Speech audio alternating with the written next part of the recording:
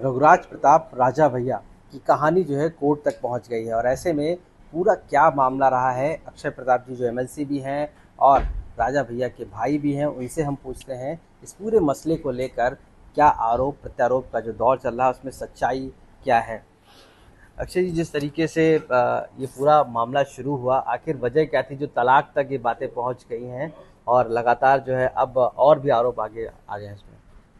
देखिए, तलाक आदरणीय राजा भैया ने 29 साल बाद दाखिल किया है। और तलाक आदमी ऐसे नहीं देता, कुछ ना कुछ कारण होता है। जब सर के ऊपर पानी जाता है तभी आदमी ऐसी स्थिति 29 साल की उम्र में तो तभी देगा जब, और बच्चे जब बालिग हो गए, जब बच्चे बालिग हो गए तब उन्होंने दिया। घर में उनकी ऐसी हरकतें थी। इतना समय 29 साल लग गया, क्या वजह थी क्या? हमने कहा ना कि उन्होंने बहुत धैर्य का परिचय दिया। धैर्य का परिचय देते हुए फेस करते रहे। फेस करते हुए जब बच्चे बड़े हो गए, जब बालिग हो गए, बच्चे अपनी अपनी जगह पे हो गए, कॉलेज में चले गए, तब उन्होंने ये स्टेप लिया कि जो है। और जो उन्होंने आरोप लगाए हैं, जहाँ तक तो आरोप तो उनके निराधार है, क्योंकि राजा भैया ने जब दाखिल किया उसके बाद कोर्ट ने 2 बार उनको नोटिस दिया। उसमें 4-5 महीने के समय, 3-4 महीने का समय रहा। उसके बाद जब तीसरी नोटिस उनको गई तब उन्होंने जवाब दिया। जब कोई जवाब सोच समझ के दिया जाता है तो उसको ये माना जाता है कि प्लान बी पे दिया जा रहा है। और कोई महिला कोई जो है कुछ भी हो जाए अपनी सगी बहन पे आरोप नहीं लगाएगी, जिस तरीके से उन्होंने अपनी सगी बहन पे आरोप लगाए हैं। किस चीज़ का आरोप? अरे, संबंधों का आरोप लगाया है उन्होंने। अभी आप जब एक निजी चैनल में कल न्यूज में हमने देखा जी। तब हमको पता चला कि सगी बहन पे उन्होंने आरोप लगाया ना। और सगी बहन पे सगी बहन लगाए आरोप तो आप समझ सकते हैं क्या स्थिति होगी ना। उनके घर में 4 बहनें हैं। 4 बहनों में 2 का तलाक हो चुका है, तीसरी का चल रहा है। तो मानसिक बीमारी का वो है। उनकी जो दादी नानी थी उनको भी मानसिक बीमारी थी, उनके फादर को भी। और उनकी बड़ी बड़ी बहन का इसी ग्राउंड पे ही तलाक हुआ है। इसी ग्राउंड पे उन मानसिक बीमारी की वजह से ही तलाक, उनका मानसिक इलाज भी चला है, मानसिक बीमार भी थी, इस वजह से उनको भी मानसिक प्रॉब्लम है। तब ये स्थिति आई। जब जो कह रहे हैं कि साहब तलाक नहीं देंगे, तलाक नहीं देंगे, तो उस घर को गंदा क्यों कर रही? उस घर का एक अपना पहचान रही है, उस परिवार की एक अपनी पहचान रही है।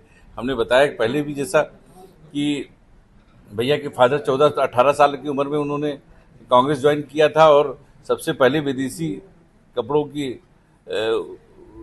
जलाया था बद्री में।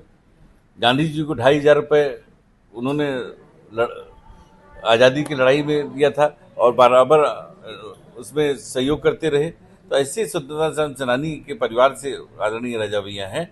वो उनके गवर्नर भी रहे बाबा साहब, पहले गवर्नर जो है हिमाचल के रहे।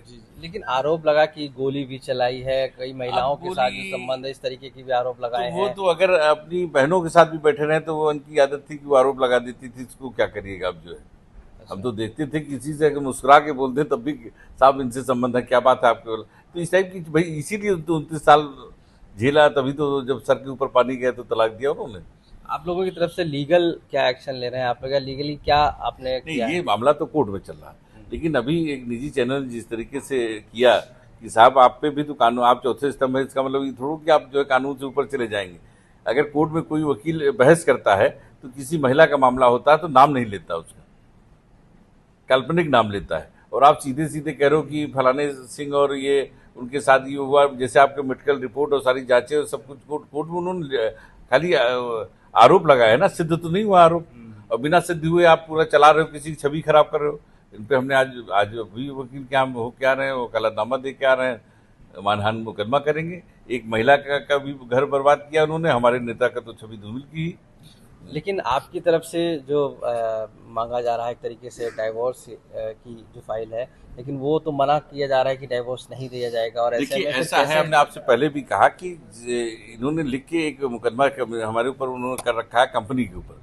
तो कंपनी के मुकदमे में उन्होंने दिखाया कि राजा भैया के साथ तो 7 साल से साथ नहीं रहती है। और कोर्ट मानती है 2 साल अगर कोई व्यक्ति अपनी 2-3 साल अगर पति के साथ नहीं रह रहा है तो उसको माना जाता है कि तलाक के रूप में माना जाता है। ऐसी स्थिति में जब 5-6 साल से साथ नहीं रह रही तो उस राउंड को लेके हम लोग जब साथ ही नहीं रहे तो राजा भैया ने कहा हम लोग लीगली अलग हो जाते हैं। एक सवाल और था अक्षय जी कि आप पर भी कई आरोप लगा दिए थे और कहीं ना कहीं बीच में दरार पैदा हो गई थी अक्षय आपके और राजा भैया के नहीं, बीच। हमारे और राजा भैया में कभी दरार नहीं पैदा हुई। जी। ये गलत बात है। और उनके आरोप लगाने से हमारे संबंध, हमने कहा 3 पुरुष की हमारी दोस्ती जो है इतनी कमजोर नहीं है कि उनके आरोप लगाने से कहीं गड़बड़ हो सकती है। वो क्यों आरोप लगाए थे, क्या वजह थी? अब क्योंकि ऐसा है कि उनका तो कोई सगा है नहीं, उनका तो सगा होते भी सगा नहीं है। अपनी माँ को मार रही है, उस बाकायदे वो भैया से मदद मांग रही टेलीफोन पे, उसकी रिकॉर्डिंग हमारे पास है। जब जो अपनी माँ के साथ पिटाई कर सकती हैं, जो अपनी बहन पे आरोप लगा सकती हैं, इनको क्या कहेंगे आप जरा बताइए? मानसिक बीमार नहीं कहेंगे तो क्या कहेंगे, ये हमको आप बता दीजिए। अब चूंकि बच्चे भी हैं राजा भैया के, क्या बस सोचना है उनका? चूंकि जो विवाद है वो अब बहुत बड़े लेवल पर गया है, तो क्या बच्चों का क्या कहना है और अब आगे आप लोग क्या चाहते हैं और क्या होना है? देखिए, मामला तो कोर्ट में चल रहा था, जी। कोई हम लोगों ने कोई ऐसा आरोप नहीं लगाया है कि राजा भैया की तरफ से जो हुआ है उसमें कोई आरोप नहीं लगा है। उसमें खाली ये कहा गया है कि माँ के साथ बिहेवियर अच्छा नहीं था, वो माँ से अलग रहने के लिए कहती थी। और दूसरा उन्होंने कहा था कि जो है क्योंकि 7 साल से एफिडेविट है और नहीं तो उसकी वजह से हम अलग हैं। अच्छा, तो अभी अब फाइनल लीगल आगे क्या इसमें आप लोग ये तो कोर्ट में मामला चल रहा था, ये तो बीच में ये सब चीज़ें आई, तो उसका आपके माध्यम से हम कहना कि ये स्थिति है कि ये सब आरोप गलत है। सोच सोच समझ के अगर कोई आरोप लगाया जाता तो हमेशा फर्जी होता है। अगर ऐसा हुआ था तो तत्काल बोलना चाहिए था। और फिर हमारे जब राजा भैया की तरफ से कर दिया गया कोर्ट में, उसके बाद आप आरोप लगा रहे हैं, इतने दिन बाद आरोप लगा रहे हैं। पहले तो भाई जो भोगी होता है वो पहले कोर्ट जाता है, उसके बाद आरोप लगाए। पहले आपको आरोप नहीं दिखा था क्या? इतने दिन तक आरोप नहीं दिखा था क्या?